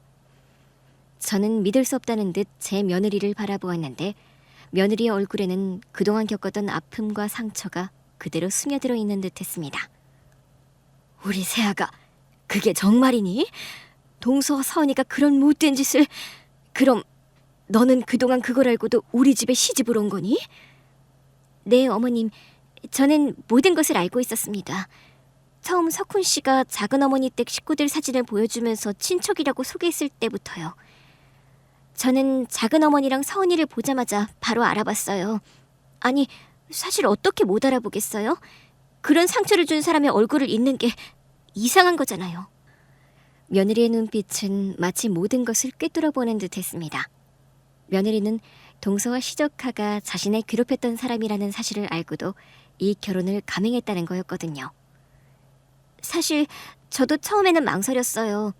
하지만 어머님, 저는 석훈 씨를 사랑해요. 그리고 어머님과 아버님께서는 정말 좋은 분이셨잖아요. 제가 그 과거 때문에 석훈 씨와의 인연을 끊을 수는 없었습니다. 그런데 이런 우연이 참 기가 막히게 느껴지기도 하네요. 며느리의 마지막 말은 섬뜩했지만 그 마음도 충분히 이해할 수 있었습니다. 며느리한테는 이 결혼이 복수이기도 했고 자신의 과거의 상처를 치유하는 과정이기도 한 것 같았거든요. 그렇게 오랜 시간이 흘러 화자의 며느리를 마주한 동서는 제 며느리가 누구인지 알고 깜짝 놀랐던 거였죠. 더욱이 자기 딸이 그렇게 괴롭히던 아이가 이제는 가족이 되었고 계속 보면서 지내야 한다는 사실이 괴로웠던 거였습니다. 바로 그때 바깥에서 겨우 진정하고 돌아온 동서와 서방님이 제게 다가왔습니다. 서방님은 죄송하다는 말을 하고 있을 때 며느리가 동서에게 다가가 웃으며 말을 했습니다. 작은 어머님, 이제 겨우 오셨네요. 어디 안 좋으신 줄 알고 걱정했어요. 며느리의 말에 동서는 화들짝 놀라 고개를 들었습니다. 며느리는 온화한 미소를 지으며 동서의 눈을 똑바로 바라보았는데 그 눈빛은 단호했습니다. 그땐 서은이 때문에 제가 참 많이 힘들었어요. 매일 밤 울기도 했고요. 근데 어른이 된다는 건 참 신기하죠. 그런 아픈 기억들도 시간이 지나면 괜찮아지더라고요. 사람은 누구나 달라질 수 있고 용서도 할 수 있는 거잖아요. 하지만 기억이라는 건 참 질기더라고요. 쉽게 사라지지가 않더라고요. 작은 어머님도 기억나시죠? 그 말에 동서는 온몸을 부들부들 떨며 고개를 들지 못했고 제 며느리의 날카로운 한마디에 동서의 콧대가 제대로 꺾인 듯했습니다. 그때까지 한마디도 못하고 입을 꼭 다물고 있던 동서. 그 동서가 갑자기 저한테 오더니 죄송하다고 처음으로 이야기를 했어요. 형님, 제가 정말 잘못했어요. 이래서 사람이 죄를 짓고 살면 안 된다고 하는 건가 봐요. 인연이 또 이렇게 이어질 줄은 정말 몰랐네요. 죄송해요. 서은아, 앞으로 다 보고 살아야 하는데 어떡하니? 진짜 난 몰라. 동서는 눈물을 쏟으며 제게 매달렸는데 동서의 모습은 제가 평생 보았던 그 어떤 모습보다도 처참했어요. 제 며느리는 우아했지만 강력했습니다. 피로 현장에서의 그 충격적인 사건 이후 동서의 콧대는 완벽하게 꺾였지요. 결혼식 후 며느리는 시부모인 저희를 극진히 모시며 따뜻한 가족의 일원이 되었습니다. 집안 살림도 잘했지만 직장에서도 능력을 인정받아 승승장구하며 삶을 꾸려나가는 며느리를 보니 더없이 자랑스럽고 행복했어요. 저희 아들과 며느리는 저희가 마련해준 신혼집에서 매일같이 행복하게 지냈습니다. 하지만 여전히 동서와 시조카인 서은이가 저희 며느리를 괴롭혔던 과거, 그리고 그 당시 동서가 자기 딸 편만 들며 제 며느리에게 상처를 주었다는 사실이 마음에 걸렸어요. 이따금 동서와 동서의 딸을 마주칠 때마다 그 모녀의 행동이 곱게 보이지가 않더라고요. 동서는 계속해서 제 눈치를 살피며 저의 심기를 살피려 애를 썼지만 본성은 변하지 않는다고 그게 오래 못 가더라고요. 얼마 후 동서는 시어머니를 찾아가 억울함을 호소하며 난동을 피웠습니다. 저는 우연히 시어머니 댁에 들렀다가 그 광경을 목격하게 되었는데 난리도 그런 난리가 없더라고요. 동서는 흥분한 채 시어머니 앞에서 목소리를 높이고 있었어요. 어머님은 제 마음을 모르시겠어요? 저랑 서은이가 왜 그래야 해요? 이미 다 지난 일인데요. 대체 왜 한참이나 지난 서은이 학창시절 일 때문에 우리 딸이랑 내가 죄인이 되어야 하냐고요. 이미 그때 저희는 충분히 죄값을 치렀단 말이에요. 근데 왜 이제 와서 그 얼굴을 다시 봐야 하고 왜 죄인처럼 지내야 하는데요? 애초에 결혼을 말렸어야지. 이건 진짜 아닌 것 같아요. 동서는 울분을 토하듯 시어머니에게 따졌는데 동서의 얼굴은 분노와 억울함으로 벌겋게 달아올라 있었어요. 시어머니는 한숨을 내쉬며 동서를 바라보았습니다. 둘째야, 너 이제 와서 무슨 말을 하는 거니? 이미 다 밝혀진 사실인데 네 딸이 남의 집 귀한 딸에게 얼마나 못할 짓을 했는지 정말 모른단 말이냐? 아니요, 어머님, 저 다 알아요. 그때 저희 딸도 힘들었거든요. 그리고 이미 학교에서 다 해결된 일이고 저희도 보상할 것 다 했습니다. 그런데 왜 그 애가 갑자기 나타나서 모든 걸 다시 들추냐고요. 어머님까지 왜 자꾸 제 말은 안 들으시고 손자 며느리 편만 드시는 거예요? 동서는 이성을 잃은 듯 소리를 질렀고 시어머니의 얼굴에는 깊은 실망감이 스쳤습니다. 정말이지 그 꼴을 참을 수가 없어서 동서 앞을 막아섰어요. 동서, 이제 와서 뭐가 억울하다는 거야? 동서 딸이 우리 며느리에게 한 짓은 누가 봐도 용서받기 힘든 일이었어. 그 아이가 얼마나 큰 상처를 받았는지 상상조차 못할 거야. 형님까지 왜 이러세요? 그렇게 며느리 편만 들 거냐고요. 잘못을 했으면 마땅히 벌을 받는 게 세상 이치잖아. 동서가 동서 딸 편만 들고 진심으로 사과하지 않았으니 이렇게라도 죄값을 치르는 거 아니겠어? 제 말에 동서는 눈물을 쏟으며 주저앉았습니다. 형님은 모르실 거예요. 딸이 저한테 와서 그렇게 매달리는데 엄마인 제가 어떻게 외면하라고요? 그게 진짜 엄마의 사랑이라고 생각해? 진정으로 딸을 위했으면 잘못을 뉘우치게 하고 바른 길로 인도했어야지. 그런 식으로 덮어주고 무마하려 한 것이 동서의 가장 큰 잘못인 거야. 아이고 둘째야, 나는 이제 더는 너를 감당 못하겠다. 내가 그동안 둘째 며느리라는 이유로 얼마나 많은 것을 눈 감아주고 품어주었는지 네가 알기는 하니? 그네 마음고생하는 것도 그렇고 이제 나는 그냥 너에 대해서는 손을 놓고 싶구나. 아주 네 마음대로 하고 살아라. 난 이제 정말 모르겠다. 시어머니는 돌아섰고 그게 동서와의 마지막 대화였어요. 시간이 지나 결국 서방님과도 사이가 점차 나빠진 동서는 이혼을 하게 되었습니다. 서방님은 오랜 시간 동서의 독선적인 태도와 이기적인 성격에 지쳐 있었던 데다 동서의 과거가 밝혀지고 시어머니마저 등을 돌리자 더 이상 가정을 지킬 의미가 없다고 생각했던 모양이었어요. 둘의 결혼 생활은 그렇게 파국을 맞이했습니다. 동서는 다 큰 딸과 둘이 살게 되었고 저희 집안과는 완전히 연을 끊게 되었습니다. 뿌린 대로 거둔다는 말이 바로 이런 것일까요? 그래도 끝까지 고쳐서 함께 지내보려 했지만 사람의 본성이란 쉽게 변하지 않는다는 걸 저는 이번에 확실하게 알았네요. 그러고 보니 인생은 알다가도 정말 모르는 법이라는 걸 실감했습니다. 어린 시절 부모님 없이 고아원에서 자라 세상의 편견과 싸워야 했던 제가 이렇게 사랑스러운 아들과 현명한 며느리를 얻어 행복한 생활을 하고 있다니 꿈만 같다는 생각이 드는데요. 앞으로도 감사하는 마음으로 잘 지내겠습니다.